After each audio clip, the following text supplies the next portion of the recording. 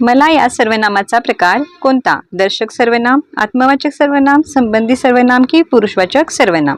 तर पहा, मला हे प्रथम पुरुषवाचक सर्वनाम आहे, जे की पुरुषवाचक सर्वनामाचा एक उपप्रकार आहे. प्रथम पुरुषवाचक, द्वितीय पुरुषवाचक आणि तृतीय पुरुषवाचक असे पुरुषवाचक सर्वनामाचे हे 3 उपप्रकार आहेत. त्यामधील मला हे प्रथम पुरुषवाचक सर्वनाम आहे. व्याकरणात मी या सर्वनामाचे हे द्वितीय विभक्तीतील रूप आहे, जे वाक्यात कर्म म्हणून वापरले जाते. मराठी व्याकरणात नामाचा वारंवार होणारा उच्चार टाळण्यासाठी नामाऐवजी सर्वनामाचा वापर केला जातो. आणि आपल्या प्रश्नाचे उत्तर काय येणार आहे? पण पर्याय क्रमांक 4 पुरुषवाचक सर्वनाम. आता आपण सर्वनामाचे 6 प्रकार, जे मुख्य प्रकार आहेत ते कोणते पाहणार आहोत. दर्शक सर्वनाम पहा, 6 प्रकार आहेत. कोणते? दर्शक सर्वनाम, आत्मवाचक सर्वनाम, संबंधी सर्वनाम, पुरुषवाचक सर्वनाम, प्रश्नार्थक सर्वनाम आणि सामान्य किंवा अनिश्चित सर्वनाम. आता ती कोणती? दर्शक सर्वनामे पहा, हा, ही, हे, ह्या, ते, ती, त्या. आत्मवाचक सर्वनाम स्वतः व आपण. नंतर संबंधी सर्वनाम जो, जी, जे, जो, जी, जे. पुरुषवाचक सर्वनाम, पुरुषवाचक सर्वनाम काय आहे पहा, त्याचे 3 प्रकार आहेत. प्रथम पुरुषवाचक, जे मी इथं घेतलेलं आहे पहा, प्रथम पुरुषवाचक अ म्हणून दिलेला आहे, मी, आम्ही, आपण. द्वितीय पुरुषवाचक तू, तुम्ही, आपण. आणि तृतीय पुरुषवाचक तो, ती, ते, त्या आणि त्यांची विभक्तीरहित रूपे. पुढचा सर्वनामाचा प्रकार आहे प्रश्नार्थक सर्वनाम. याच्यामध्ये कोण, काय, कोणास, कोणाला अशा प्रकारचे शब्द घेऊन प्रश्न विचारले जातात. नंतर सामान्य किंवा अनिश्चित सर्वनामे. तर हे, कोण, काय ही सर्वनामे जेव्हा प्रश्नाव्यतिरिक्त इतर ठिकाणी वापरली जातात, तेव्हा त्यांना अनिश्चित सर्वनामे असे म्हणतात. नेक्स्ट पाहूयात. लोकमान्यांनी स्वातंत्र्याची प्रेरणा दिली. यातील लोकमान्यांनी हे कोणत्या प्रकारचे नाम आहे हे ओळखायचं आहे. तर पहा, हे आहे विशेष नाम. आता सामान्य नाम म्हणजे काय? तर गाय, पर्वत, घोडा, नदी या प्रकारच्या नामानं काय म्हणायचं? एकाच जातीचा ज्यातून बोध होतो त्याला म्हणायचं सामान्य नाम. विशेष नाम म्हणजे उदाहरणार्थ साईराज, हिमालय, मधुरा इत्यादी, जे विशेष व्यक्तीला, विशिष्ट प्राण्याला किंवा वस्तूला दिलेले असते. भाववाचक नाम चांगुलपणा, शौर्य, पुशारकी, मांगल्य, गोडवा इत्यादी काय आहेत? ही भाववाचक नामे. त्यानंतर धातुसाधित नामे सुद्धा आहेत. कुठली? तर चालणे, खेळणे, हसणे, बोलणे. तर चाल, खेळ, हस यासारख्या धातूंना प्रत्यय लागून जी नामे तयार होतात त्यांना म्हणतात धातुसाधित नामे. खालील संयुक्त स्वर कोणते? अ, आ, इ, ई, ओ, औ की अम, आहा.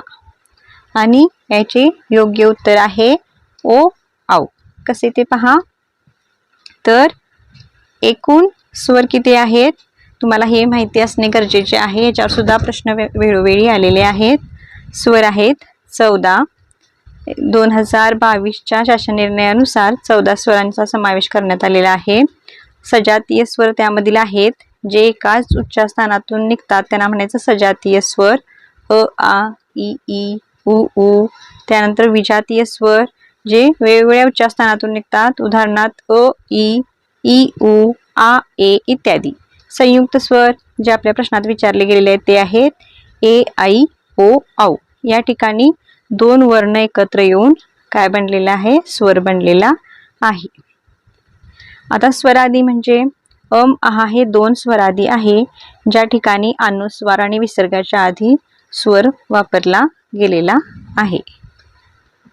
पुढचा प्रश्न पहा. खालील शब्दांचा आकार विल्हेय क्रम लावून दुसऱ्या क्रमांकावर येणारा शब्द कोणता? कृष्ण, किमया, कौलारू, कूटनीती. तर 14 खडीनुसार क्रम लावून आपल्याला त्याचा क्रम ओळखायचा आहे. आणि काय विचारले त्याने? दुसऱ्या क्रमांकावर येणारा शब्द. तर यानुसार पहा, प्रथम येणार आहे किमया, दुसरा कूटनीती म्हणजे आपलं पर्याय उत्तर येणार आहे पर्याय क्रमांक 4. पुढचा प्रश्न पहा. विवेक क्रिकेट खेळतो. कर्मणी प्रयोग ओळखायचा आहे. कर्मणी प्रयोग, सकर्मक कर्तरी प्रयोग, अकर्मक कर्तरी प्रयोग की भावे प्रयोग. तर पहा, कर्तरी प्रयोग म्हणजे काय, तर कर्त्याच्या लिंग वचन पुरुषाप्रमाणे क्रियापद बदलते तेव्हा त्यास कर्तरी प्रयोग असे म्हणतात. कर्तरी प्रयोगाचे 2 प्रकार आहेत. एक आहे सकर्मक कर्तरी आणि दुसरा आहे अकर्मक कर्तरी. आता सकर्मक कर्तरी म्हणजे ज्या कर्तरी प्रयोगात क्रियापद हे सकर्मक म्हणजे कर्मासह असते तो असतो सकर्मक कर्तरी प्रयोग. उदाहरणार्थ तो चहा पितो. यामध्ये तो हा काय झाला, तो हा कर्ता, चहा हे कर्म आणि पितो हे काय झालं क्रियापद. म्हणजे या ठिकाणी हे काय आहे कर्मासह आहे. येथील क्रियापद कसं आहे कर्मासह. नेक्स्ट पहा, अकर्मक कर्तरी. अकर्मक कर्तरी, अकर्मक कर्तरीमध्ये ज्या कर्तरी प्रयोगातील क्रियापद अकर्मक म्हणजे कर्मविरहित असते तो अकर्मक कर्तरी प्रयोग असतो. उदाहरणार्थ तो पडला, पडणारा कोण तो. तर या ठिकाणी कर्म आहे का, नाही, फक्त काय आहे कर्ता व क्रियापद ज्याला कर्माची गरज नाही. अर्थ त्या वाक्याचा अर्थ पूर्ण करण्यासाठी कर्माची गरज नाही किंवा जे क्रियापद कर्मविरहित असते त्याला काय म्हणायचं अकर्मक क्रियापद. आणि हा प्रयोग कोणता होतो मग अकर्मक कर्तरी प्रयोग. उदाहरण दुसरं पहा, ती गाणे गाते. ती काय गाते, गाणे गाते. चोर पळाला इत्यादी अकर्मक कर्तरी प्रयोगाची काय आहेत उदाहरणे आहेत. त्यामुळे आपल्या या प्रश्नाचं उत्तर येणार आहे पर्याय क्रमांक 2 सकर्मक कर्तरी प्रयोग. पुढे पहा, बाळाने पेरू खाल्ला किंवा मिनलचे पेन काल हरवले. या वाक्यातील प्रयोग आपल्याला ओळखायचा आहे. पर्याय आहेत अकर्मक कर्तरी, भावे, कर्मणी की सकर्मक कर्तरी. आता या ठिकाणी तुम्ही जर वाक्याचं निरीक्षण केला तर या ठिकाणी कर्ता बाळाने पेरू खाल्ला मध्ये कर्ता आहे बाळाने आणि मिनलचे पेन काल हरवले यामध्ये कर्ता आहे मिनल. तर या ठिकाणी पहा, या दोन्ही ठिकाणी काय लागलेले आहेत हे विभक्ती प्रत्यय लागलेले आहेत. यावरून ओळखायचं की हा काय आहे कर्मणी प्रयोग. म्हणजेच ट्रिक काय आहे, जर का कर्त्याला विभक्ती प्रत्यय असेल तर तो कोणता प्रयोग असतो कर्मणी प्रयोग असतो. पर्याय क्रमांक 3. नेक्स्ट पहा, त्याची व्याख्या पण आपण पाहूया. जेव्हा कर्माच्या लिंग वचन पुरुषाप्रमाणे क्रियापद बदलते तेव्हा त्यास कर्मणी प्रयोग म्हणतात. ट्रिक काय आहे, कर्त्याला विभक्ती प्रत्यय जोडलेले असतात. म्हणजे कर्माच्या लिंग वचन पुरुषाप्रमाणे क्रियापद बदलते काय हे पाहण्याआधी सुद्धा आपण तो प्रयोग कोणता आहे ओळखू शकतो. किंवा जर आपल्याला ट्रिक माहीत असेल की कर्त्याला काय असतात विभक्ती प्रत्यय जोडलेले असतात. नेक्स्ट पहा, सारे पोपट उडाले. सारे पोपट उडाले. सकर्मक कर्तरी, अकर्मक कर्तरी, कर्मणी, भावे. तर आपण पाहिलं आहे की सकर्मक कर्तरी म्हणजे काय, तर कर्मासह. अकर्मक कर्तरी म्हणजे क्रियापद काय असते कर्म विरहित. आता या ठिकाणी जे उत्तर येणार आहे सारे पोपट उडाले, याचे पोपट हा काय झाला, पोपट हा झाला आहे कर्ता, उडाले क्रियापद.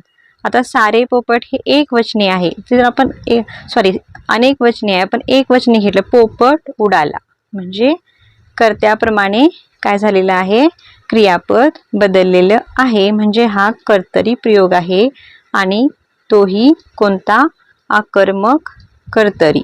कारण या ठिकाणी या क्रियापदाचा अर्थ पूर्ण होण्यासाठी या ठिकाणी कर्माची तिथं गरज नाही आहे आणि हे वाक्य कर्मविरहित आहे. त्यामुळे अकर्मक कर्तरी हे याचे योग्य उत्तर आहे. संधी सोडवा. पहा, सदा अधिक एव हा विग्रह दिलेला आहे, तर संधी सोडवायचा आहे. तर याचं योग्य उत्तर येणार आहे पर्याय क्रमांक 1 सदैव. ते कसे पहा, तर ही स्वर संधी आहे आणि अ किंवा आ यांच्या पुढे ए किंवा आई आल्यास त्या दो ऐवजी काय तो आई. या नियमानुसार आपले उत्तर काय येणार आहे, पर्याय क्रमांक 1 सदैव. आणखीनही तुम्ही उदाहरणे पाहू शकता. पहा या ठिकाणी 1 अधिक 1 1 1, मत अधिक ऐक्य मतैक्य, सदा अधिक एव सदैव, प्रजा अधिक ऐक्य प्रजैक्य. अशा प्रकारे ही आणखीन काही उदाहरणे आहेत. बही अधिक अंग, बही अधिक अंग याचे योग्य उत्तर येणार आहे पर्याय क्रमांक 3 बहिरंग. पर्याय क्रमांक 3 बहिरंग. ते आपण कसे ते पाहूयात. पहा नियम काय सांगतो. ही एक विसर्ग संधी आहे. यामध्ये विसर्गाच्या मागे, या ठिकाणी चुकून निसर्ग झालेला आहे पहा, तर विसर्गाच्या मागे ई हा स्वर असून पुढे अ आल्यामुळे विसर्गाचा र होतो. उदाहरणार्थ निरंतर. पहा नि विसर्ग अंतर बरोबर निरंतर, दु विसर्ग आत्मा बरोबर दुरात्मा. अशा प्रकारे या तिथं काय होतो, र होतो. पुढे पहा जगत अधिक ईश्वर याची संधी करायची आहे. जगतेश्वर, जगदेश्वर, जगदीश्वर की जगदीश्वर. पहिली दुसरी विलांटी इतका फरक आहे. आणि आपल्या प्रश्नाचे उत्तर येणार आहे पर्याय क्रमांक 4 जगदीश्वर. कसे ते पहा.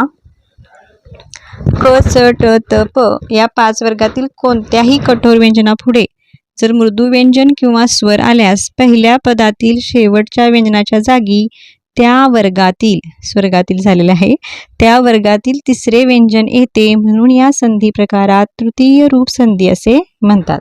या प्रकारला काय म्हणतात, तृतीय रूप संधी असे म्हणतात. मग उदाहरण पहा. वाक अधिक ईश बरोबर वागीश, वाक अधिक बाण वागबान, दिक अधिक विजय दिग्विजय, सत अधिक आचार. तर ह्या सत अधिक आचारची तुम्हाला काय पाठवायचं आहे, उत्तर पाठवायचं आहे. त्याची संधी काय होणार आहे. नियम कसा आहे. क च ट त प या 5 वर्गातील कोणत्याही कठोर व्यंजनापुढे मृदू व्यंजन किंवा स्वर आल्यास पहिल्या पदातील शेवटच्या व्यंजनाची जागी त्या वर्गातील तिसरे व्यंजन येते. म्हणून ह्या संधी प्रकारात तृतीय रूप संधी असे म्हणतात. मग आपल्याला सत आदि आचारची संधी सांगायची आहे. नेक्स्ट पहा विशेष नाम ओळखा. गांभीर्य, ओलावा, भारत, आमराई. तर विशेष नाम म्हणजे काय, तर जे नाम एका विशिष्ट व्यक्तीचा, प्राण्याचा किंवा वस्तूचा बोध करून देते त्याला म्हणतात विशेष नाम. त्यामुळे आपल्या प्रश्नाचं उत्तर येणार आहे पर्याय क्रमांक 3 भारत. आता यापैकी गांभीर्य, आमराई, ओलावा ही काय आहेत, भाववाचक नामे आहेत. सामान्य नाम पहा. सामान्य नाम ओळखायचं आहे. माणुसकी, अशोक, सौंदर्य, माणुसकी, अशोक, सौंदर्य, पर्वत. यापैकी आपल्याला सामान्य नाम ओळखायचे आहे. आणि सामान्य नाम आहे पहा पर्वत. कोणते आहे, पर्वत हे सामान्य नाम आहे. पर्याय क्रमांक 4. एकाच जातीच्या पदार्थातील समान गुणधर्मामुळे ज्या वस्तूला जे सर्वसामान्य नाव दिले जाते त्या नावाला सामान्य नाम असे म्हणतात. उदाहरणार्थ पहा नदी, घर, शाळा, नदी, मूल इत्यादी.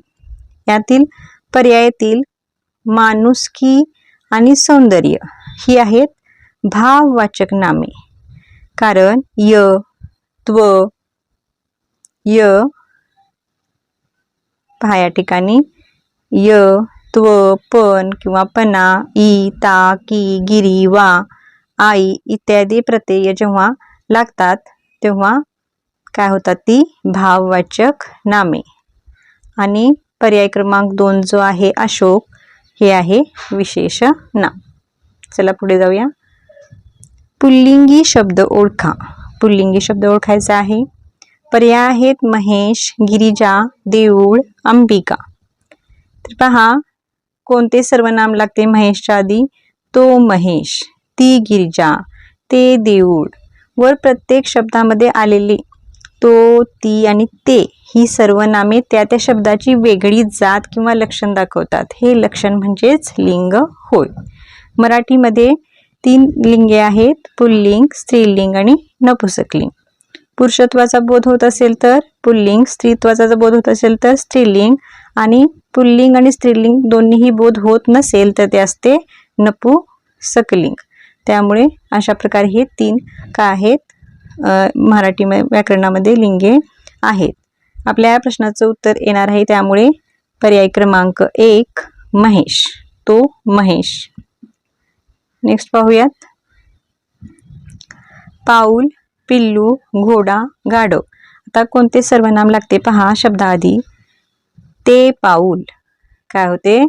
ते पाऊल. ते पाऊल म्हटलं तर नपुंसकलिंग, ते पिल्लू नपुंसकलिंग, तो घोडा पुल्लिंग, ते गाढव नपुंसकलिंग. म्हणजे 3 जी आहेत कोणकोणते? पर्याय 1 पाऊल, ते नंतर पिल्लू आणि गाढव हे 3 नपुंसकलिंग आहेत. आणि वेगळा जो पर्याय आहे पर्याय क्रमांक 3 तो घोडा.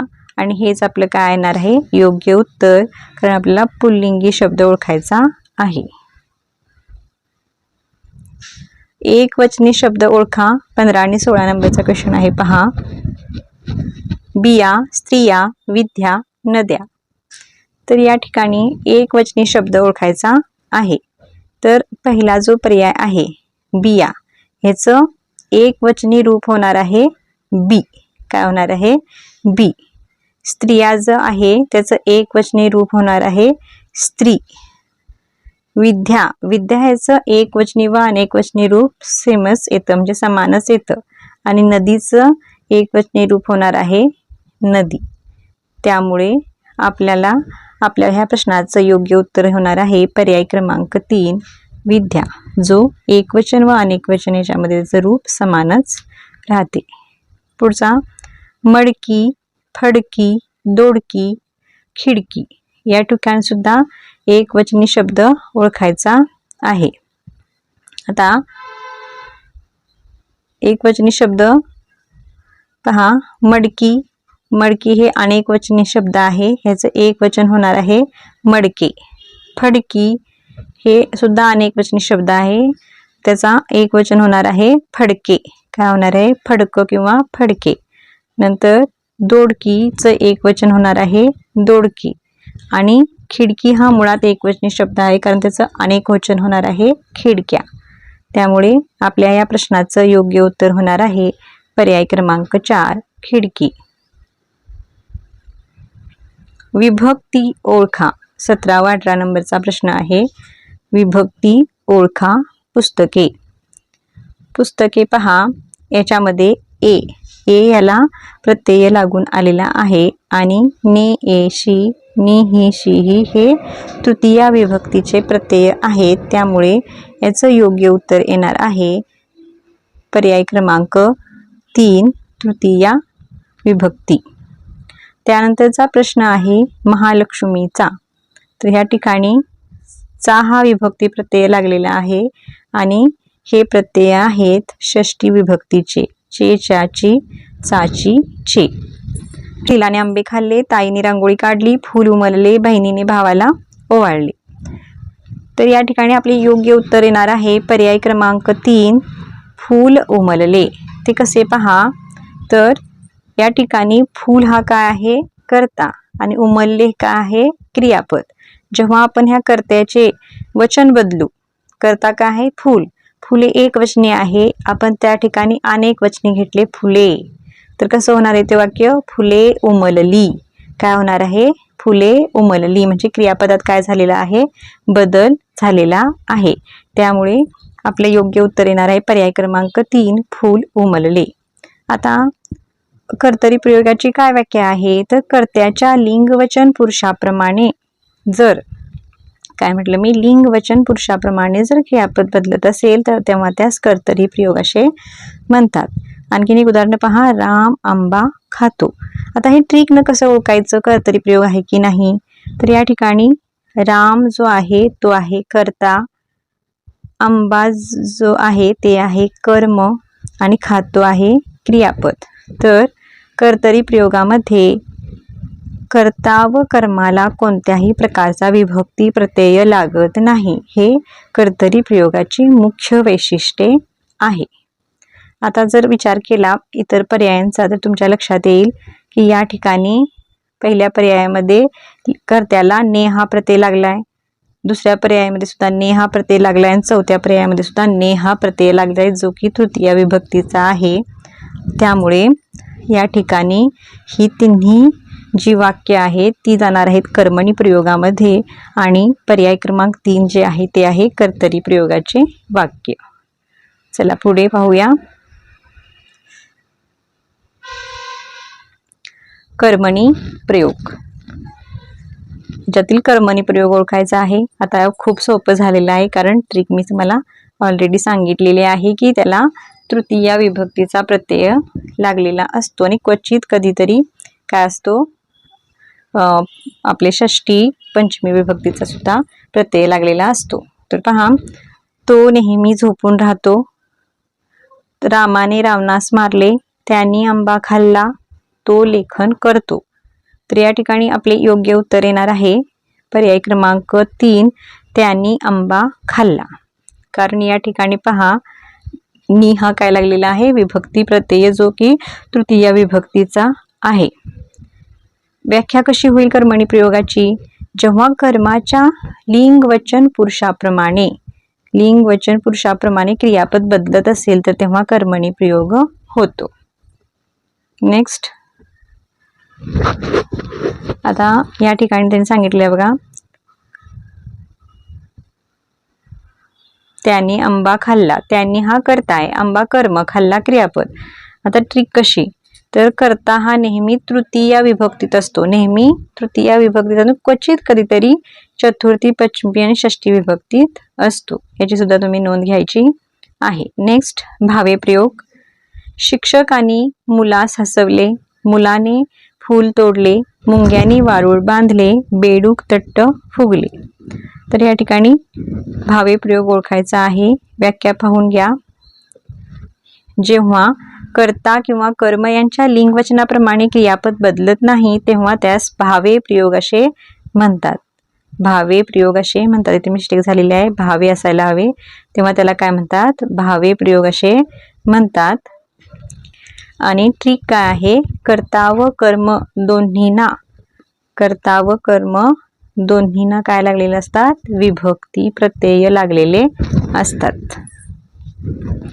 त्यामुळे पहा या ठिकाणी जे आहे शिक्षकांनी मुलास हसवले, या ठिकाणी कर्त्याला नि हा प्रत्यय लागलाय आणि कर्माला सुद्धा स हा प्रत्यय लागलाय, म्हणजेच कर्ता व कर्म दोन्हींना काय लागलेले आहेत, विभक्ती प्रत्यय लागलेले आहेत. त्यामुळे आपला पर्याय 1 हाच भावे प्रयोग होणार आहे.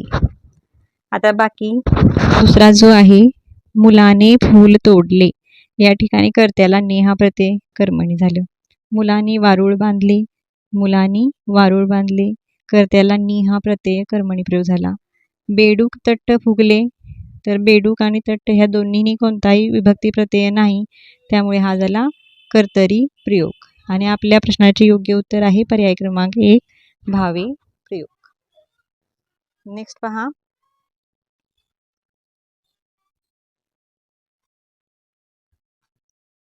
मुले शाळेत गेली आहेत याचा काळ ओळखायचा आहे. पूर्ण वर्तमान काळ, पूर्ण भूतकाळ, अपूर्ण वर्तमान काळ की पूर्ण भविष्य काळ. आणि याचे योग्य उत्तर येणार आहे पूर्ण वर्तमान काळ. नेक्स्ट पहा, विद्यार्थ्यांनी प्रार्थना म्हणावी. अत्यंत महत्त्वाचा टॉपिक, प्रत्येक स्पर्धा परीक्षेमध्ये विचारला जातो. आज्ञार्थी, संकेतार्थी, विद्यार्थी काय, उद्गारार्थी. तर पहा क्रियापदावरून वाक्याचे प्रकार हे आहेत आज्ञार्थी, संकेतार्थी आणि विद्यार्थी. तर विद्यार्थ्यांनी प्रार्थना म्हणावी ही इच्छा व्यक्त केलेली आहे, त्यामुळे याचं योग्य उत्तर येणार आहे पर्याय क्रमांक 3 विद्यार्थी. कोणते येणार आहे? विद्यार्थी. कसे ते पहा. विद्यार्थी म्हणजे काय तर यात क्रियापदावरून पहा, यामध्ये क्रियापदावरून इच्छा, कर्तव्य, योग्यता, तर्क, शक्यता असा कोणता तरी बोध होतो तेव्हा कोणते असते ते? विद्यार्थी वाक्य. आज्ञार्थी वाक्य, यात क्रियापदावरून आज्ञा, सल्ला, विनंती, उपदेश, आशीर्वाद किंवा प्रार्थना असा कोणता तरी बोध होतो. संकेतार्थी पहा, यात क्रियापदावरून एक गोष्ट दुसऱ्या गोष्टीवर अवलंबून असण्याचा बोध होतो. तर उद्गारार्थी वाक्य म्हणजे काय तर उत्स्फूर्तपणे मनातील भावना व्यक्त होणारे वाक्य किंवा शब्द. अशा प्रकारच्या वाक्याच्या शेवटी काय येते? उद्गारवाचक चिन्ह येते.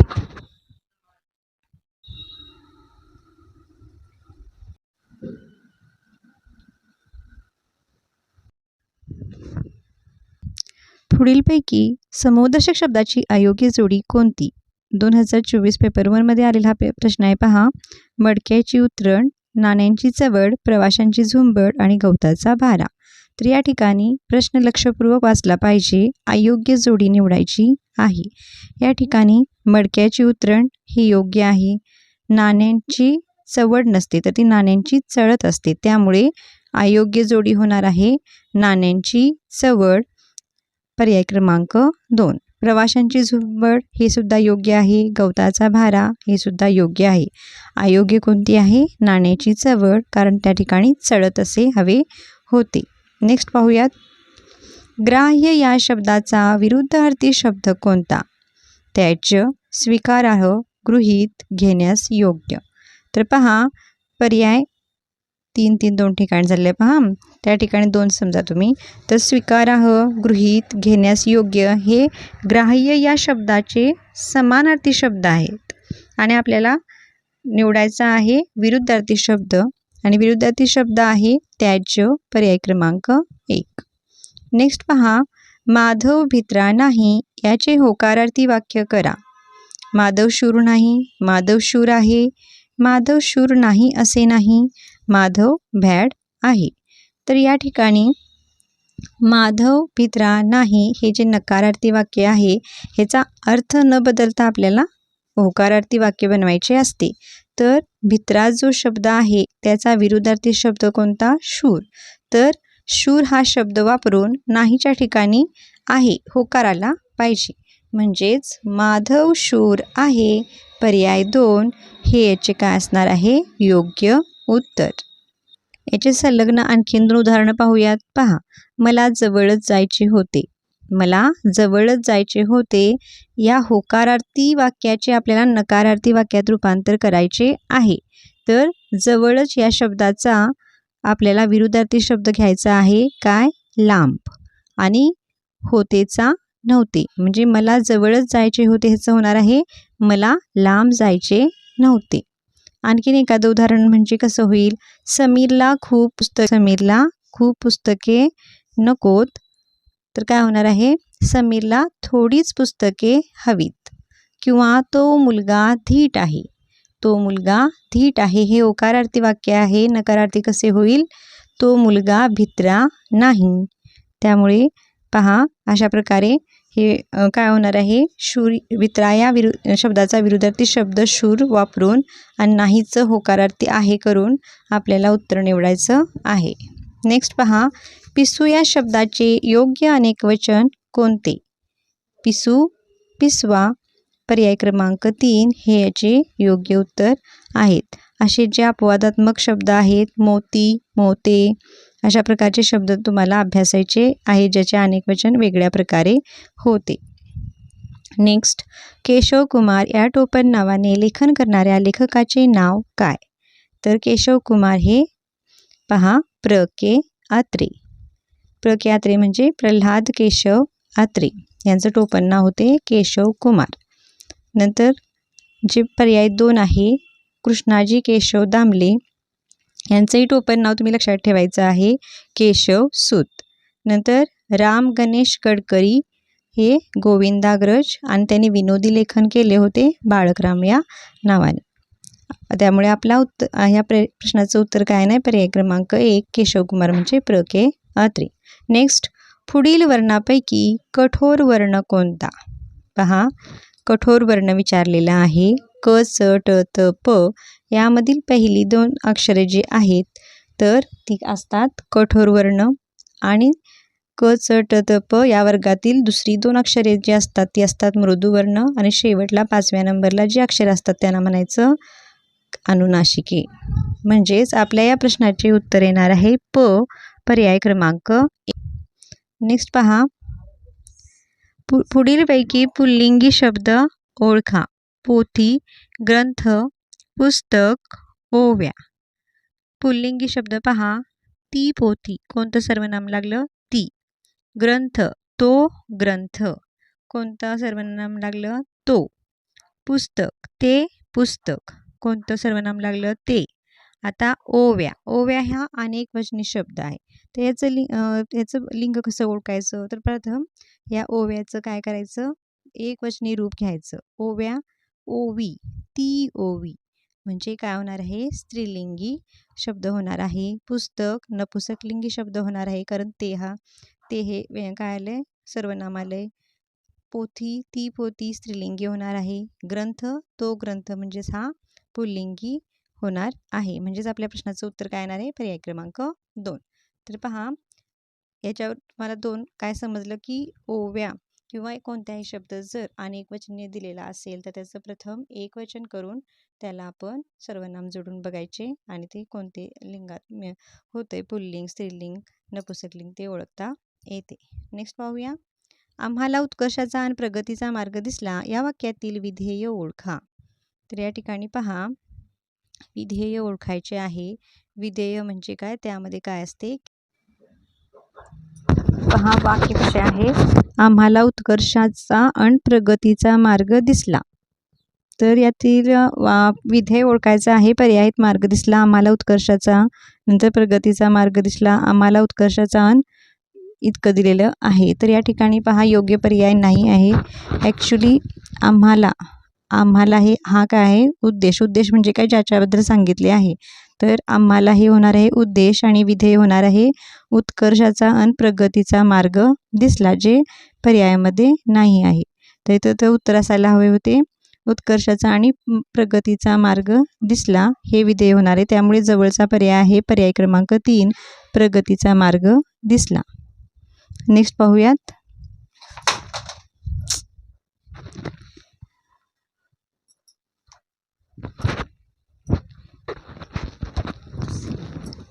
शंकर सावकाराच्या कचाट्यात सापडू नये म्हणून मी त्याला मदत केली, हे कोणत्या प्रकारचे वाक्य आहे?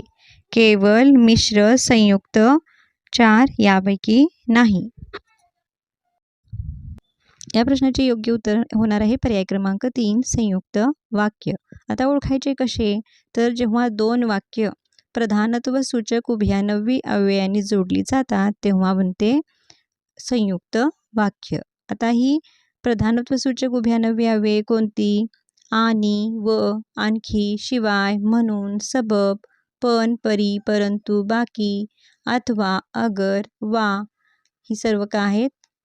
आणि त्याच्यात काय राहिलं? किंवा. ही सर्व आहेत प्रधानत्व सूचक उभयान्वयी अव्यये. जर ही अव्ययाने जेव्हा 2 वाक्य जोडली जातात तेव्हा ते संयुक्त वाक्य असते. नंतरचं पहा, जे पर्याय 2 मध्ये आहे मिश्र वाक्य. मिश्र वाक्य हे गौणत्व सूचक उभयान्वयी अव्ययाने जोडली जातात, आणि केवळ वाक्यामध्ये एकच उद्देश आणि एकच विधेय असतो. उदाहरणार्थ, अजय दररोज अभ्यास करतो. मिश्र वाक्य कसे होईल? मिश्र वाक्य कसे होईल सांगा? तर जर आपण अभ्यास केला तर आपण पास होऊ, हे होणारे मिश्र वाक्य. आ हा स्वर कोणत्या वर्ण प्रकारात मोडतो? तर आ हा स्वर कंठवर्ण. कोणता वर्ण आहे तो? कंठवर्ण आ. आणखीन कोणकोणते कंठवर्ण आहेत पहा. अ, आ, क वर्ग, ह आणि विसर्ग हे कंठवर्णामध्ये येतात. तर ओष्ठवर्णामध्ये उ, ऊ आणि प वर्ग हे ओष्ठवर्णामध्ये येतात. दंतवर्णामध्ये ऋ, त वर्ग, ल आणि स. तालव्य वर्णामध्ये तालव्य वर्णामध्ये पहा ई स वर्ग आणि य आणि श. आईजीच्या जीवावर बायजी उदार या म्हणीच्या अर्थाचीच मन ओळखा. तर पै दक्षिणा लक्ष प्रदक्षिणा काकेत कळसा गावाला वळसा हलवाईच्या घरावर तुळशीपत्र उंदराला मांजर साक्ष. आणि काय होणार आहे आपलं उत्तर? पर्याय क्रमांक 3 हलवाईच्या घरावर तुळशीपत्र. नेक्स्ट पहा हळद लागणे या वाक्यप्रचाराच्या अर्थाचाच वाक्यप्रचार ओळखा. दोनाचे चार हात होणे, मनात मांडी खाणे, हायसे वाटणे, बोभाटा होणे. आणि योग्य उत्तर होणार आहे हळद लागणे म्हणजे दोनाचे चार हात होणे म्हणजेच लग्न होणे. नेक्स्ट पहा पिवळे तांबूस ओन कोवळे पसरे चौफेर ओठा नेही सोने वाटे वाहू निया दूर. तर याचे आपल्याला अलंकार ओळखायचा आहे. अतिशयोक्ती, उत्प्रेक्षा, उपमा, रूपक. तर पहा याचं योग्य उत्तर येणार आहे पर्याय क्रमांक 2 उत्प्रेक्षा. कारण जणू, गमे, भासे, वाटे या प्रकारचे जर शब्द आले तर तो उत्प्रेक्षा अलंकार होतो. पुढील शब्दामधून मराठी उपसर्ग ओळखा. गैर, प्र, पड, दार यापैकी आपल्याला मराठी उपसर्ग ओळखायचा आहे. आणि योग्य उत्तर असणार आहे पर्याय क्रमांक 3 पड. आता गैर हे पारसी किंवा अरबी उपसर्ग म्हटला जातो गैरला. पड, दार हे सुद्धा काय आहेत? पारसीच काय आहेत ते उपसर्ग आहेत. त्यानंतरचं पाहूया तृतीय पुरुषी नपुंसकलिंगी व एकवचनी असे स्वतंत्र क्रियापद असणारा प्रयोग कोणता? तर तृतीय पुरुषी नपुंसकलिंग व एकवचनी असे स्वतंत्र क्रियापद भावे प्रयोगामध्ये असते. त्यामुळे योग्य उत्तर येणार आहे पर्याय क्रमांक 3 भावे प्रयोग. नेक्स्ट पहा तृतीय पुरुषी नेक्स्ट पहा तो साधू या देवळातच मुक्कामास असतो या वाक्याचा काळ ओळखा. तर पर्याय आहेत साधा वर्तमान काळ, पूर्ण वर्तमान काळ, रीती भविष्य काळ, रीती वर्तमान काळ. तर याचे योग्य उत्तर येणार आहे पर्याय क्रमांक 4 रीती वर्तमान काळ. आपल्या प्रश्नाचे उत्तर असणार आहे पर्याय क्रमांक 4 रीती वर्तमान काळ. तर का? तर पहा तो साधू या देवळातच मुक्कामास असतो म्हणजे मी पुस्तक वाचत असतो किंवा मी पुस्तक वाचत असे किंवा मी पुस्तक वाचत जाईन म्हणजे त्यामध्ये एक रीत एक सवय सांगितलेली असते त्याला म्हणायचं रीतिकाळ. तर आता ह्या ठिकाणी ह्या वर्तमान काळातील हे रीतिकाळ असल्यामुळे रीती वर्तमान काळ इथं होणार आहे. नेक्स्ट पहा कोणत्या विभक्तीला प्रत्यय नसतात? प्रथमा, द्वितीया, तृतीया, चतुर्थी. आणि योग्य उत्तर आहे प्रथमा विभक्तीला प्रत्यय नसतात. द्वितीया सलाते, सलानाते, तृतीया नेशी, नी, शिही, चतुर्थी सलाते, सला, नाते. अशा प्रकारे 2, 3 व 4 ह्या तिन्ही विभक्तींना प्रत्यय आहे. तर प्रथमा विभक्ती जो पर्याय क्रमांक 1 मध्ये आहे त्याला नसतात. नेक्स्ट पहा पुढीलपैकी अनेकवचनी शब्द ओळखा. शब्द, निरोप, मार्ग, वाटा. तर या ठिकाणी जो पर्याय 1 आहे शब्द, पर्याय 2 आहे निरोप आणि पर्याय 3 आहे मार्ग यांचं एकवचन आणि अनेकवचन सेमच असतं. ते समानच शब्द येतात. ते वाक्यात उपयोग केल्यानंतर कळतं की ते एकवचनी म्हणून वापरलेले आहेत की अनेकवचनी. आणि वाटा हा शब्द इथं अनेकवचनी आहे कारण याचं एकवचन असते वाट, वाटा. त्यामुळे आपल्या या प्रश्नाचे योग्य उत्तर होणार आहे पर्याय क्रमांक 4 वाटा. नेक्स्ट तृतीया तत्पुरुष समासाचे उदाहरण कोणते? तर पहा तत्पुरुष समासाचं म्हणजे काय? तर त्याचा विग्रह करताना विभक्ती प्रत्यय म्हणजे विभक्ती प्रत्यय घालून त्याचे काय केला जातो? विग्रह केला जातो. आता राजा प्रासाद म्हणजे राजाचा प्रासाद म्हणजे राजवाडा. विषयुक्त, विषाणे, युक्त. आता ने हा प्रत्यय आला पहा आणि हा ने हा प्रत्यय कोणत्या विभक्तीचा आहे? तृतीय विभक्तीचा आहे. त्यामुळे आपल्या ह्या प्रश्नाचं उत्तर येणार आहे पर्याय क्रमांक 2. ग्रामदैवत, गावचे दैवत. चे आलेला आहे षष्ठी विभक्ती. पूजा व अर्चा असं होणार आहे. त्यामुळे आपले योग्य उत्तर येणार आहे पर्याय क्रमांक 2. अशा प्रकारे आपण हे 20 प्रश्न परीक्षेच्या दृष्टीने अति महत्त्वाचे प्रश्न पाहिलेले आहेत. व्हिडिओ आवडला लाईक करा, तुमच्या मित्रमैत्रिणींना शेअर करा आणि जर चॅनलला नवीन असाल तर नक्की चॅनलला सबस्क्राईब करून ठेवा. थँक्यू.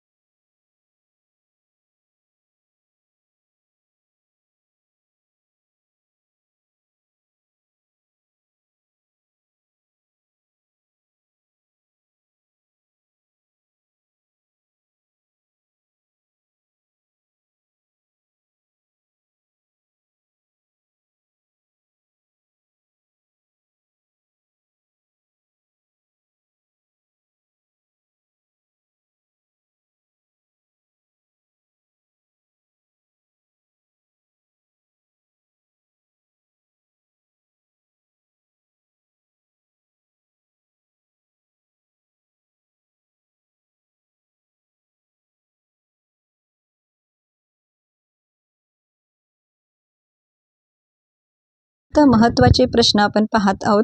तर पहा, 28 जूनला जी एक्झाम आपली होणार आहे त्यासाठी अत्यंत महत्त्वाचे हे प्रश्न आहेत. तुम्ही शेवटपर्यंत हे प्रश्न पाहायचे आहेत, कारण असेच प्रश्न 100% आपल्या ह्या एक्झाममध्ये येणार आहेत. तर पहा, धृतराष्ट्र या शब्दात एकूण व्यंजने किती?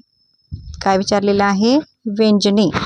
तर या ठिकाणी व्यंजने विचारली जाऊ शकतात किंवा काय विचारले जाऊ शकतात? वर्ण. काय विचारले जाऊ शकतात? वर्ण. एखादा शब्द देऊन त्यातील व्यंजने किंवा वर्ण विचारले जातात. तर या ठिकाणी पहिला जो प्रश्न आहे याच्यामध्ये वर्ण विचारले गेले नसून व्यंजने विचारण्यात आलेली आहेत. तर बघा, आम्ही इथं सगळे वर्ण इथं दिलेले आहेत तुम्हाला. वर्ण किती आहेत पहा, 1 2 3 4 5 6 7 8 9 10. जर वर्ण विचारले असते, धृतराष्ट्रमध्ये वर्णांची संख्या आली असती 10. पण आता इथं व्यंजने विचारले, तर आपण व्यंजने पाहूयात कोणकोणते आहेत. ध, त, र, श, ट, र.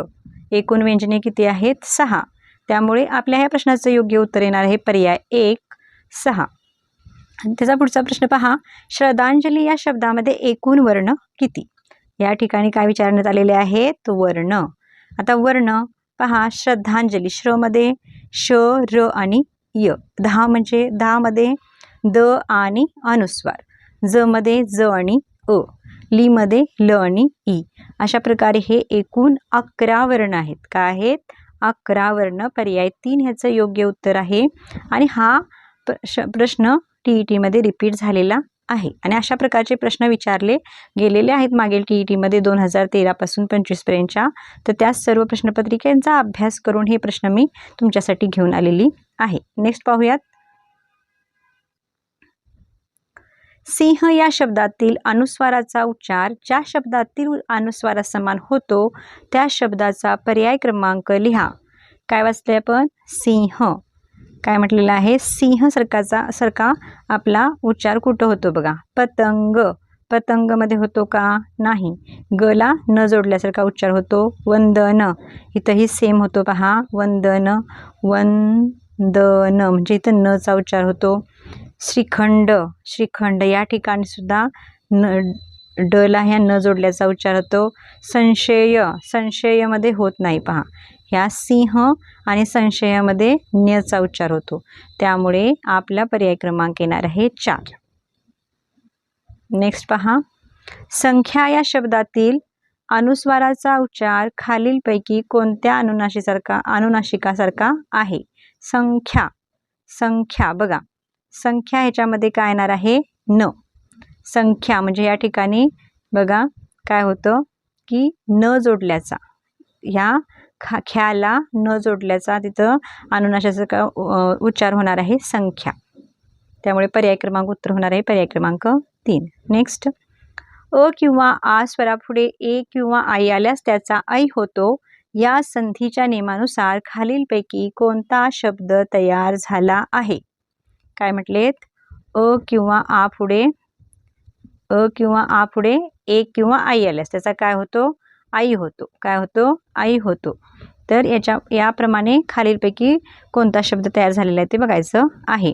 तर बघा, दुर्दैव कसं येणार आहे?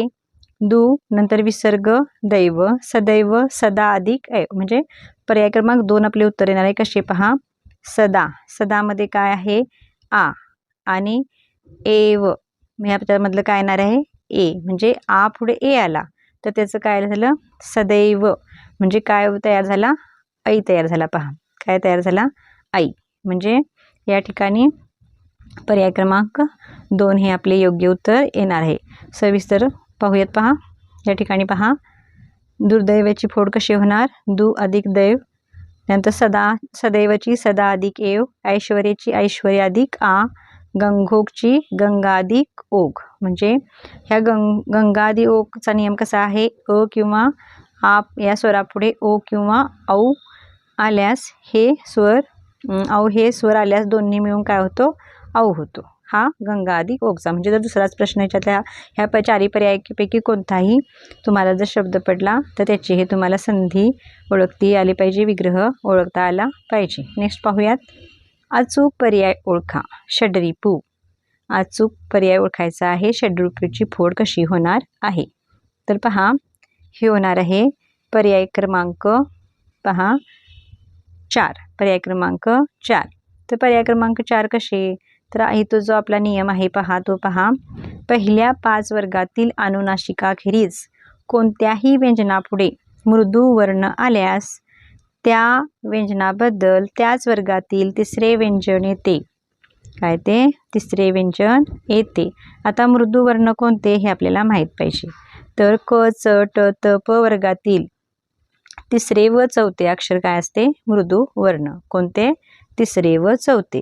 मग बघा प मधनं आणि य र ल व, तर ह्या ठिकाणी पहा टच्या पुढे काय आलेलं आहे, र, म्हणजे मृदू वर्ण आलाय. पहा इथं या ठिकाणी काय आलेलं आहे, मृदू वर्ण. तर तिथं काय झालेलं आहे, त्याच्याबद्दल तिसरे व्यंजन म्हणजे काय आलं, ट बद्दल ड, ट ठ ड आलेलं आहे. त्याचप्रमाणे अब्जची सुद्धा फोड पहा, अप अधिक ज बरोबर प अधिक ज बनतं आणि ह्या प बद्दल काय तो ब आणि ब अधिक ज बरोबर ज आणि काय शब्द तयार होतो, अब्ज. नेक्स्ट पहा 7th वन पहा पहिल्यांदा, क्रीडांगण. क्रीडांगण सारखा कोण, म्हणजे क्रीडांगण ह्या समासात मोडणारा, क्रीडांगण शब्द ज्या समासात मोडतो तसा कोणता शब्द खालील येणार आहे ते पाहायचं आहे, म्हणजे समान समासाचा. तर पहा निळकंठ काय होईल, निळकंठ काय होणार आहे, निळा आहे कंठ ज्याचा तो कोण, महादेव शंकर. त्यामुळे असं हे काय होणार नाही, हे आपला पर्याय होणार नाही, कारण तो काय होणार आहे, बहुव्रीही समास. काय होणार आहे, हा पहिला जो आहे तो होणार आहे बहुव्रीही समास. नंतर गायरान. गायरान काय म्हणजे गायीसाठी रान. तिसरा पर्याय आहे कृष्णार्जुन. काय आहे, कृष्णार्जुन. कृष्ण आणि अर्जुन, यथाशक्ती म्हणजे शक्तीप्रमाणे. तर पर्याय 2 जो आहे हे आपलं योग्य उत्तर येणार आहे. कसं सांगा, क्रीडांगण म्हणजे क्रीडेसाठी अंगण, तसं गायरान गायीसाठी रान. योग्य उत्तर येणार आहे पर्याय क्रमांक 2. हा काय आहे, तत्पुरुष समास. पुढे पहा, धांद्रट धनश्री धावताना धपकन पडली या वाक्यातील क्रियाविशेषण ओळखा. पहा आपल्याला क्रियाविशेषण ओळखायचं आहे. तर या ठिकाणी क्रिया कशी घडली, पहिल्यांदा वाक्यात क्रिया कोणती घडली पहा, पडण्याची क्रिया घडलेली आहे. ही क्रिया कशी घडलेली आहे, धपकन. रीत सांगितलं बघा, क्रिया कशी घडली, जलद घडली, धपकन पडली. तर कशी घडलेली आहे ती, धपकन पडलेली आहे. म्हणजेच आपल्या या क्रियेबद्दल त्याने विशेष, पडण्याच्या क्रियेबद्दल विशेष माहिती कुठल्या शब्दाने सांगितली आहे, धपकन. म्हणजे आपलं उत्तर येणार आहे पर्याय 2. या ठिकाणी जे धांद्रट आहे, धांद्रट धनश्री. धनश्री काय आहे, नाम. नामाबद्दल विशेष माहिती सांगितल्यामुळे धांद्रट हे होणार आहे विशेषण. हे काय होणार आहे, विशेषण. त्यानंतर पडली हे काय आहे, क्रियापद. पडली हे काय आहे, क्रियापद. नेक्स्ट पहा, घोडा हा प्राणी जलद धावतो. अधोरेखित क्रियाविशेषणाचा प्रकार ओळखा. घोडा कसा धावतो, जलद धावतो. आता या ठिकाणी क्रियाविशेषणाचे प्रकार दिलेले आहेत, स्थलवाचक, कालवाचक, रीतिवाचक, परिणामवाचक. तर याचे योग्य उत्तर येणार आहे पहा, घोडा धावण्याची क्रिया त्यांनी सांगितलेली आहे कशी, जलद, म्हणजे ती रीत दाखवलेली आहे, म्हणजे हा रीतिवाचक क्रियाविशेषण येणार आहे.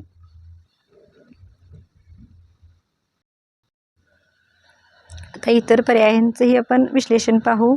स्थलवाचक क्रियाविशेषण म्हणजे काय, स्थलवाचक क्रियाविशेषणामध्ये त्याची उदाहरणे आहेत, म्हणजे क्रिया कोठे घडली, इकडे तिकडे, जेथे तेथे, चोहीकडे, सर्वत्र, खाली, वर, अलीकडे, पलीकडे, पुढे, मागे, दूर, जवळ. ह्याला म्हणायचं स्थलवाचक क्रियाविशेषणे. आता कालवाचक म्हणजे इथं क्रियेचा काळ दर्शवतो. काय होतो, क्रियेचा आपल्याला काळ कळतो. आज, उद्या, तूर्त, जेव्हा, लगेच, नंतर, नेहमी, दररोज. म्हणजे क्रिया केव्हा घडते, वेळोवेळी, मागे, आजकाल इत्यादी. त्यानंतर रीतिवाचक म्हणजे एक तर आपण उदाहरण पाहिलं की जलद. ह्याच्यातनं काय करते, क्रियेची रीत कळते पहा. म्हणजे क्रिया जलद, आपोआप, मुद्दाम किंवा व्यर्थ, खरोखर, सावकाश, तसे, पटापट, चटकन, उगीच आणि काय आपण म्हटलं जलद. तर ह्याच्यातून काय कळतं, हे रीतिवाचक क्रियाविशेषण. आता परिणामवाचक क्रियाविशेषण कोणती, ते क्रियेचा काय दर्शवते बघा, परिणाम दर्शवते. क्रियेचा काय परिणाम झाला, कसा, किंचित, भरपूर, थोडा, अत्यंत, अतिशय, खूप, फार, मुळीच, जरा, पुष्कळ, मोजके, पूर्ण इत्यादी. हे काय होतात, परिणामवाचक क्रियाविशेषणाची काही ती उदाहरणे आहेत. नेक्स्ट पाहूयात. खालील वाक्यातील अकर्मक क्रियापद असलेल्या वाक्याचा क्रमांक लिहा. काय पाहायचं आहे आपल्याला, अकर्मक क्रियापद. आता अकर्मक क्रियापद म्हणजे काय, तर ज्या क्रियापदाचा अर्थ पूर्ण करण्यासाठी कर्माची आवश्यकता नसते त्याला म्हणायचं अकर्मक क्रियापद. उदाहरणार्थ बघा, तो बसतो, तो बसतो. बसतो म्हणजे एक क्रिया आपल्याला कळली की बसणे म्हणजे काय, एक क्रिया आपल्याला त्याच्यातून अर्थ कळतो, त्याला तो खाली बसतो, वर बसतो किंवा काय हे तिथं सांगण्याची गरज नाही. तो बसतो म्हणजे एक त्याच्यातून अर्थ आपल्याला कळतो. त्याप्रमाणे इथं बघा, बाळू मोठ्याने रडतो. या ठिकाणी बाळू हे काय झालं, बाळू हा काय झाला, कर्ता, रडतो क्रियापद. या ठिकाणी बाळू मोठ्याने रडतो. तर या ठिकाणी कर्माची गरज नाही आहे, कर्माची गरज नाही आहे.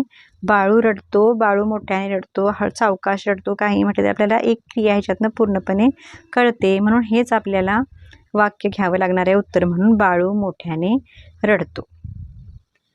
नंतर इथं पहा, तू आंबा खातोस. या ठिकाणी हा कर्ता, हे कर्म, हे क्रियापद. आता या ठिकाणी खातोस, फक्त तू खातोस म्हटल्यानंतर काय खातो, तर आंबा, म्हणजे याचं उत्तर आलं आपल्याला, काय आलं, आंबा. म्हणजे इथं कर्माची गरज आहे, ह्या क्रियापदाचा अर्थ पूर्ण करण्यासाठी कर्माची गरज आहे. त्यामुळे हे होणार आहे सकर्मक क्रियापद. हे काय होणार आहे, सकर्मक क्रियापद. त्याने गाणे गायले, हे पण काय आहे, सकर्मक क्रियापद. उमेशने नाटक पाहिले, उमेशने पाहिले म्हणजे आपल्याला काय कळणारच नाही. या ठिकाणी स्पेसिफिक गोष्ट सांगितली गेली पाहिजे, कर्म, म्हणजेच या ठिकाणी हे पण सुद्धा काय होणार, सकर्मक.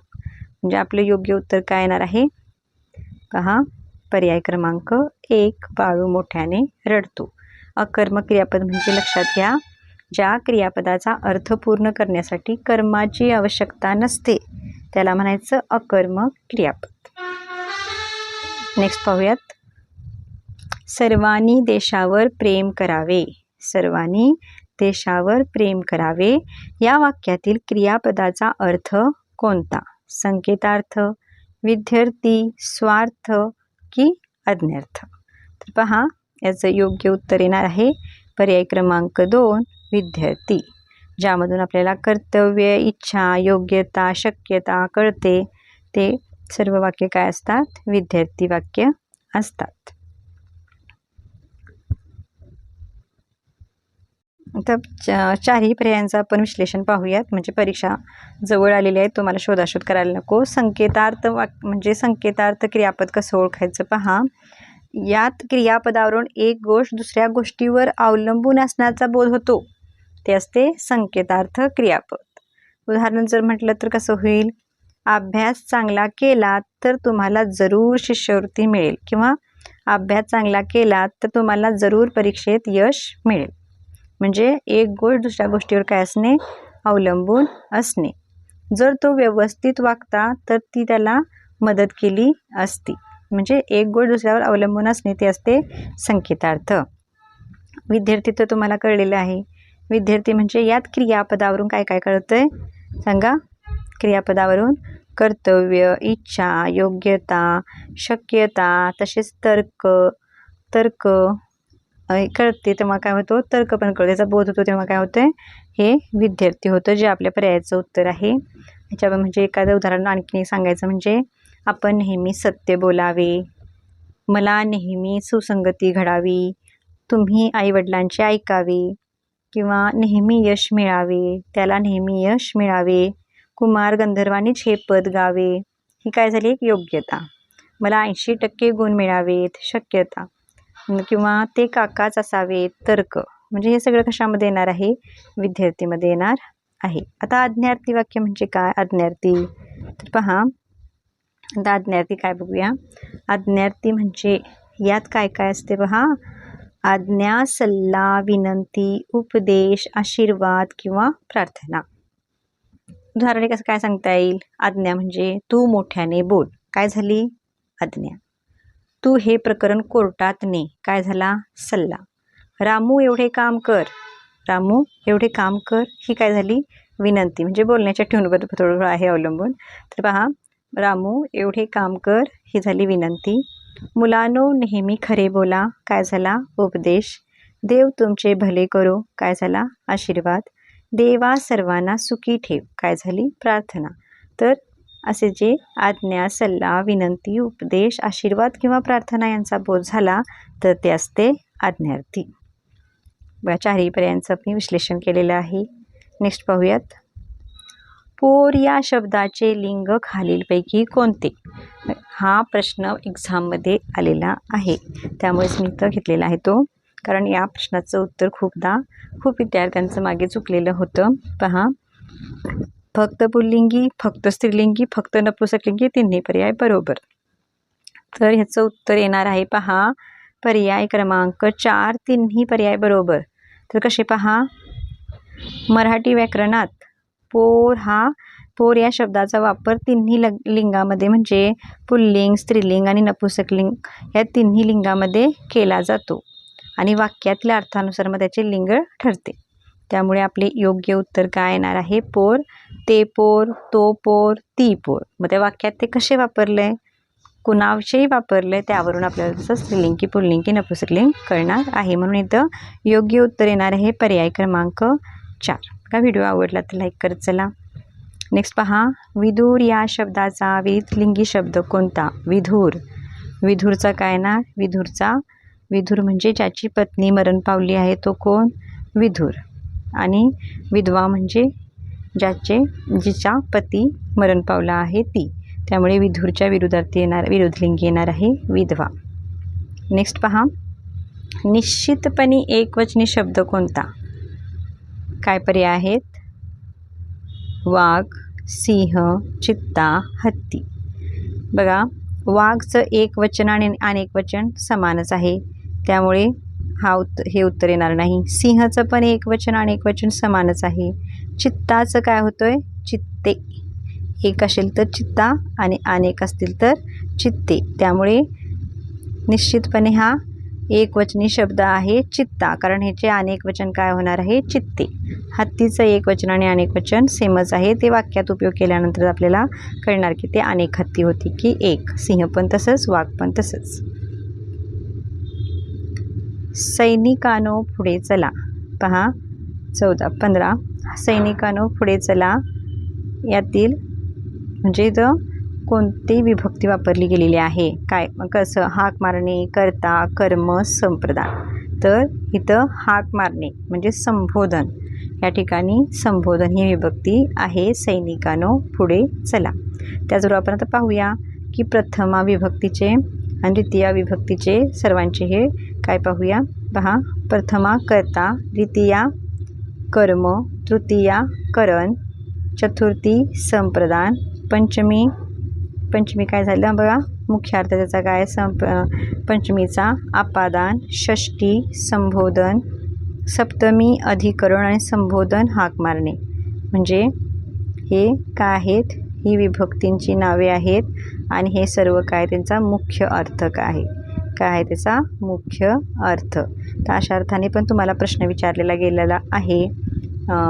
नुसतं त्याच्या प्रत्ययावर पण येत नाही तर मुख्य अर्थांवर पण येतो. यांचे अर्थ मी इथे दिलेले आहेत, ते तुम्ही बाहेर करा.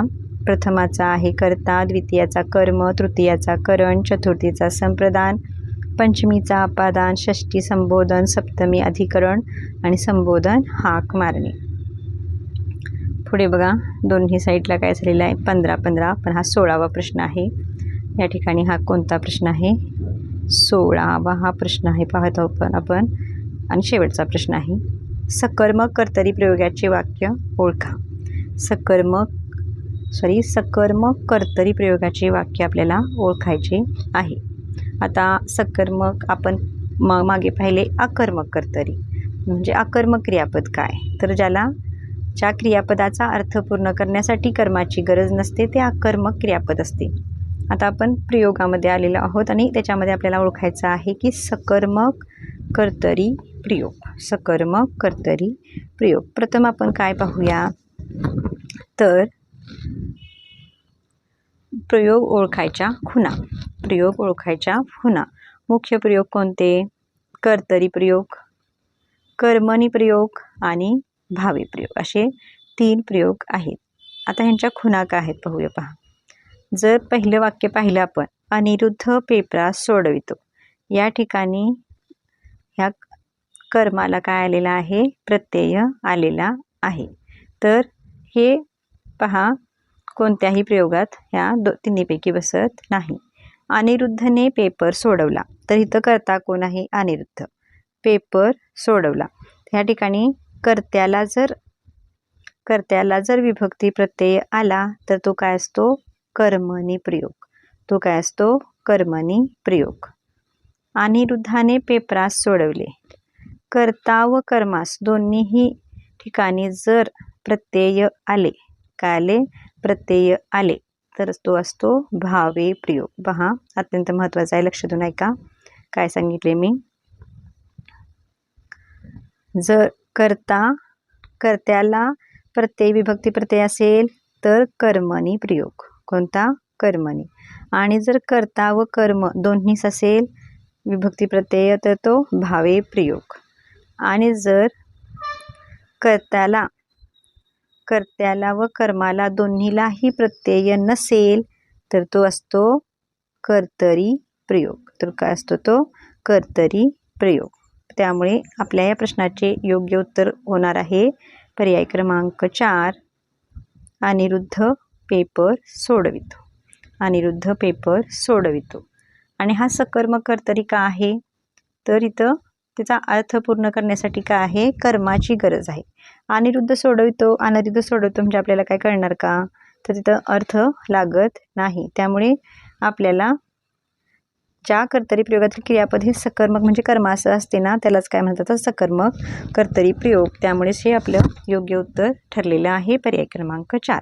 आणखीन उदाहरणे सांगायची म्हणजे सांगा, तो मनुष्य आंबा खातो, यातील कर्ता तो मनुष्य, आंबा कर्म, खातो क्रियापद. ललिता पाणी पिते, ललिता काय झाला, कर्ता, पाणी कर्म, क्रियापद आणते.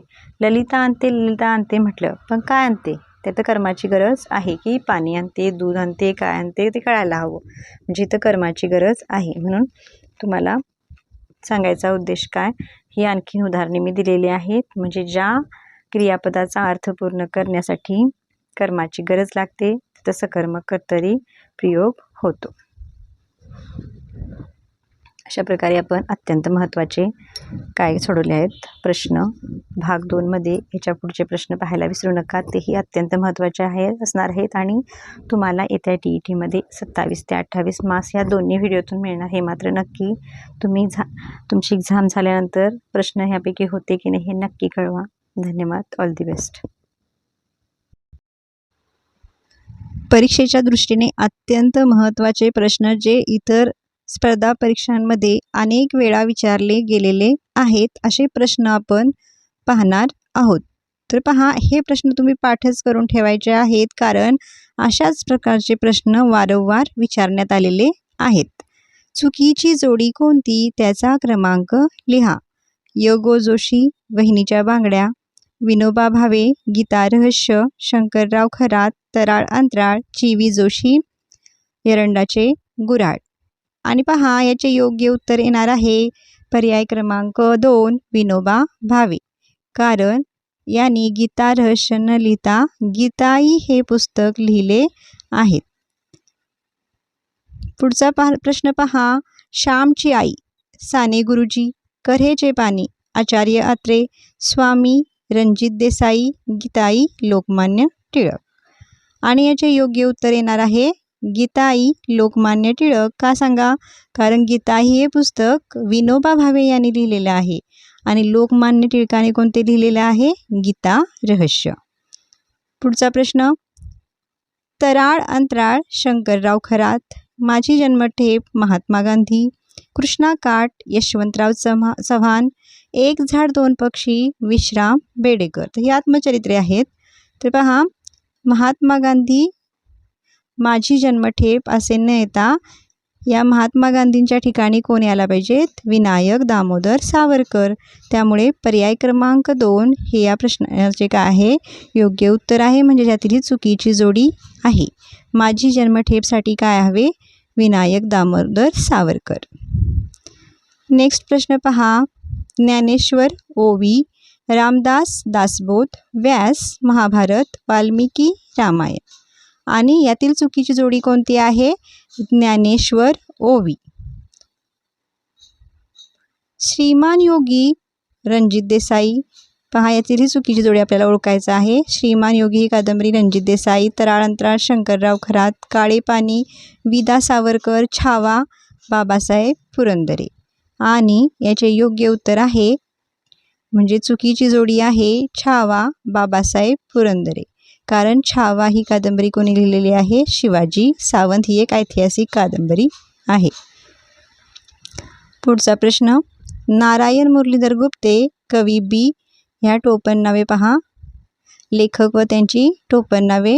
ह्याच्यातील चुकीची जोडी आपल्याला ओळखायची आहे. नारायण मुरलीधर गुप्ते, कवी बी योग्य आहे. कृष्णाजी केशव दामले, केशव सूत. सूत म्हणजे मुलगा. कुणाचा? केशव. म्हणजेच वडिलांचे नाव काय येणार आहे? केशव. म्हणजे कृष्णाजी केशव दामले हे सुद्धा योग्य आहे.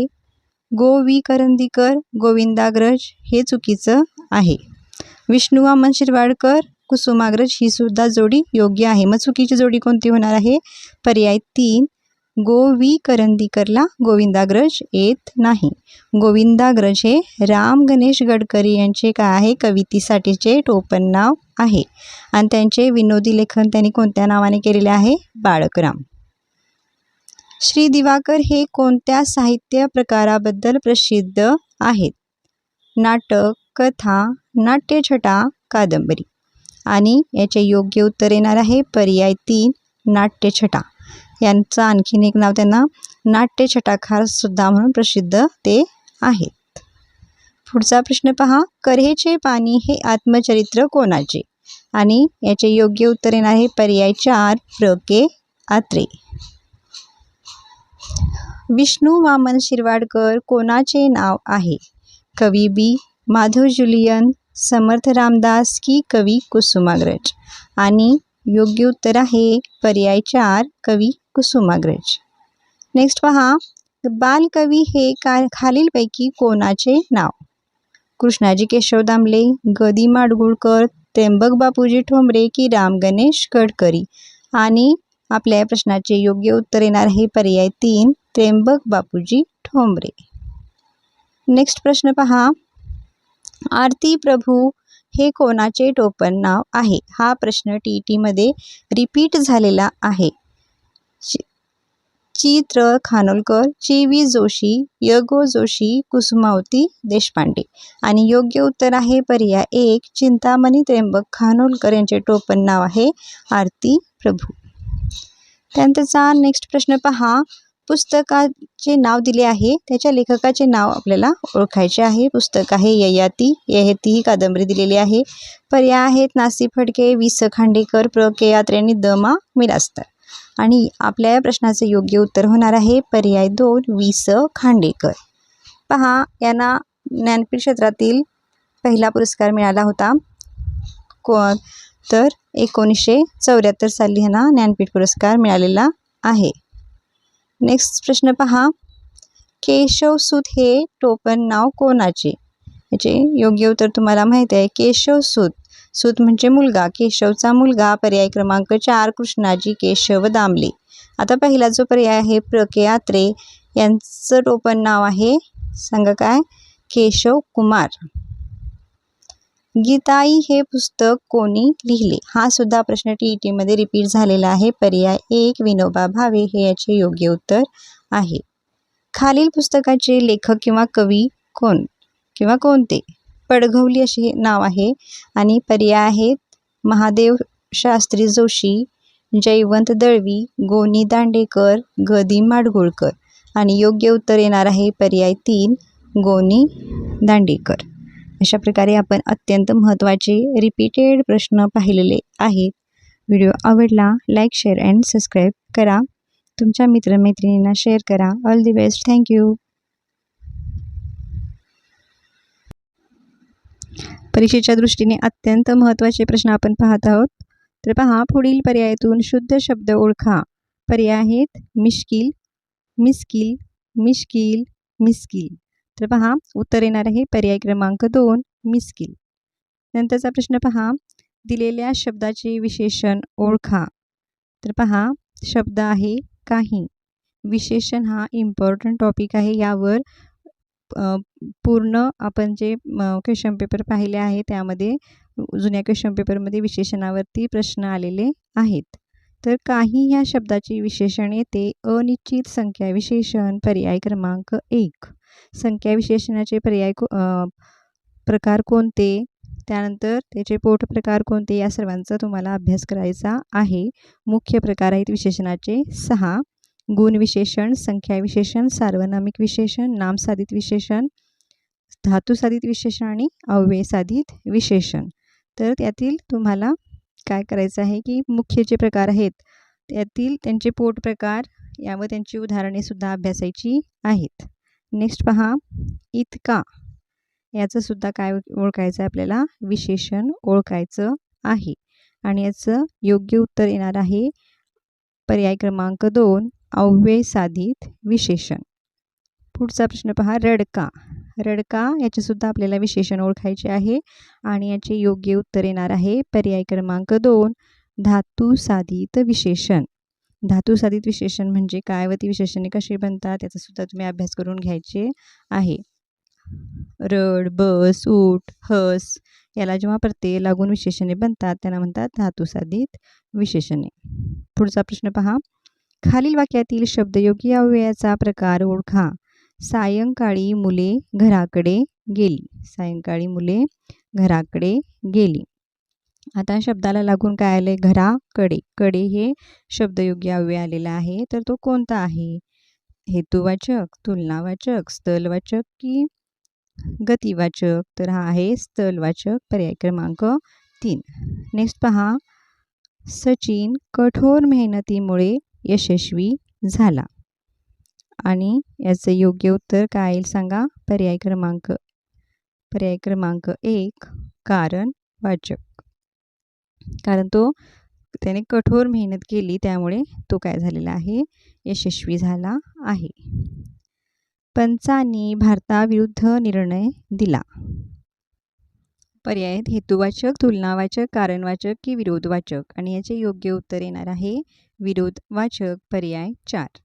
नेक्स्ट क्वेश्चन पहा, दिलेल्या शब्दाच्या विरुद्धलिंगी शब्द ओळखायचा आहे. शब्द आहे विदुषी. पर्याय विदूषक, विद्वान, विदुषा, विद्वत्कार.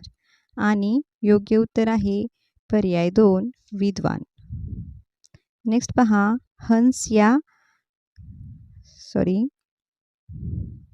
Next question.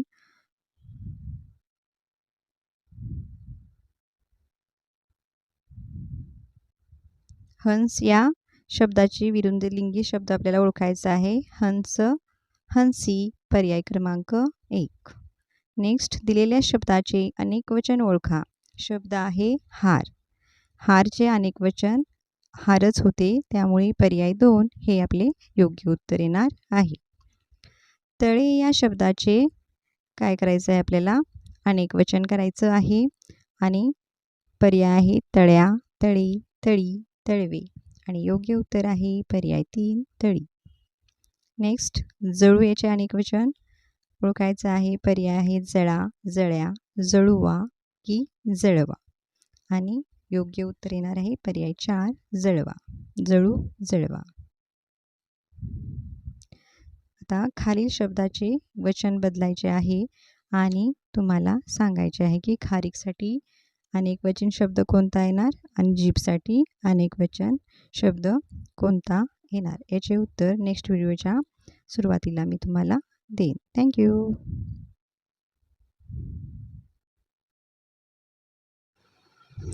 TET पेपर 1 व 2 साठी अत्यंत महत्त्वाचे प्रश्न आपण पाहत आहोत. हा भाग 2 आहे. भाग 1 मध्ये आपण 15 प्रश्न कव्हर केलेले आहेत. जर मागील व्हिडिओ पाहिला नसेल तर आपण त्वरित पाहायचा आहे. त्याच्या पुढचे हे 15 प्रश्नसुद्धा अत्यंत महत्त्वाचे आहेत, जे आपण रिमेनिंग व्याकरणावर बनवले आहेत. हे प्रश्न 2013 ते 2025च्या क्वेश्चन पेपर अभ्यासून मी हे क्वेश्चन बनवलेले आहेत, तर तुम्ही याचा व्यवस्थित अभ्यास करून जायचा आहे.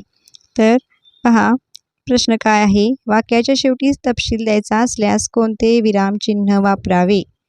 वाक्याच्या शेवटी विरामचिन्ह द्यायचे असल्यास कोणते विरामचिन्ह वापरतात? अपूर्ण विराम पर्याय 2. पहा, अपूर्ण विराम पर्याय 2 वापरला जातो.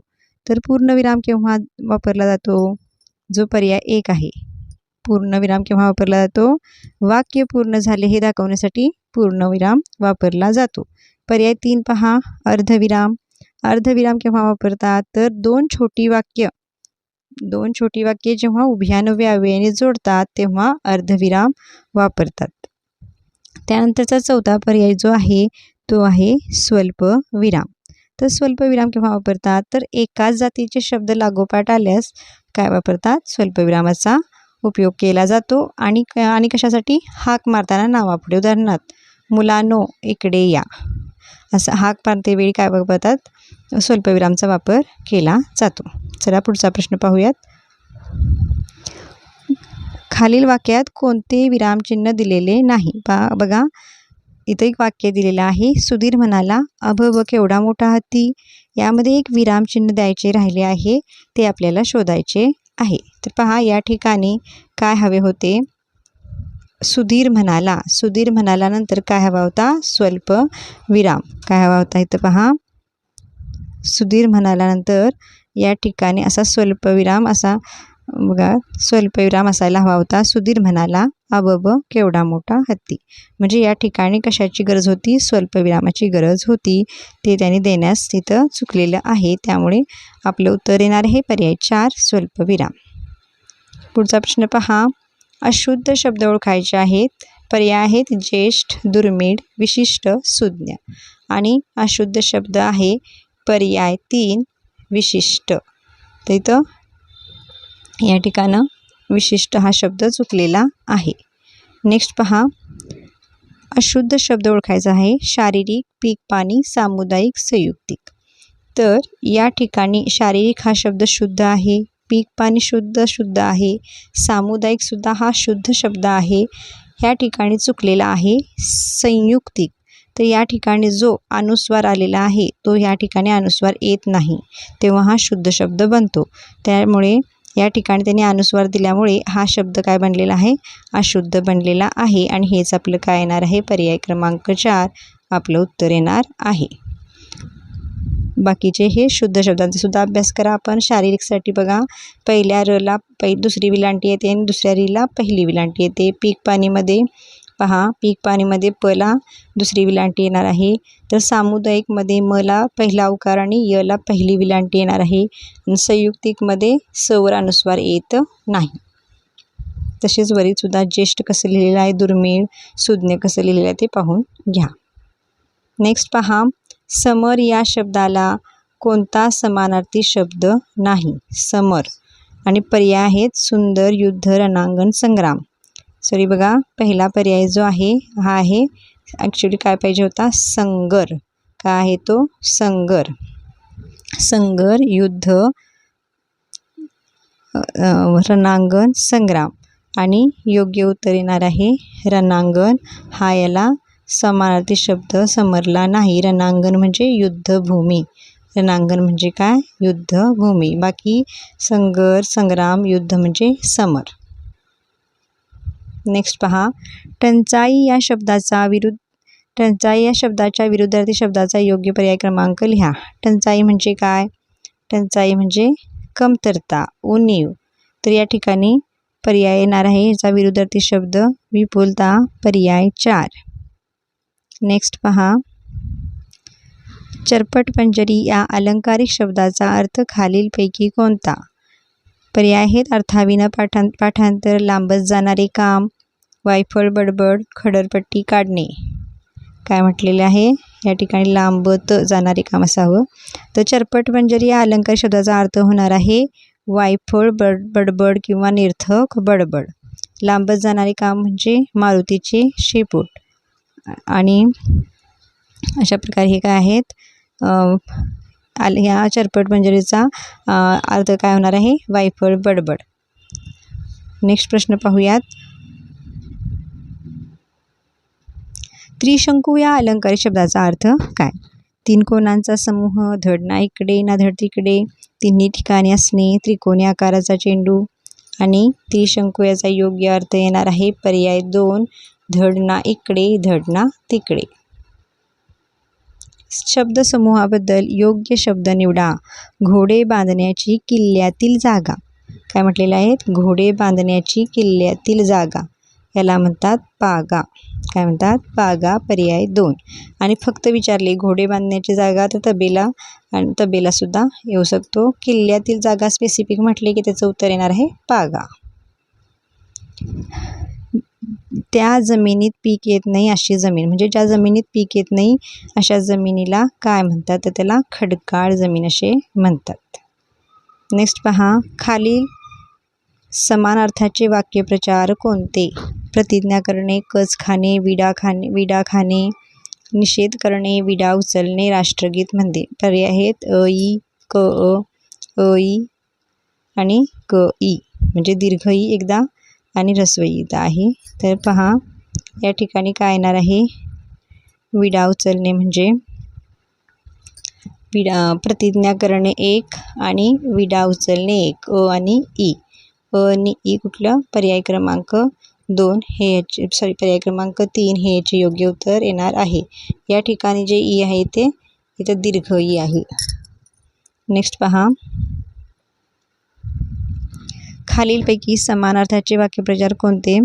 झालेला प्रश्न आहे. खालीलपैकी चुकीची जोडी कोणती? चोप देणे, कणिक तिंबणे. योग्य काय, चोप देणे म्हणजे कणिक तिंबणे असा पण वाक्यप्रचार आहे.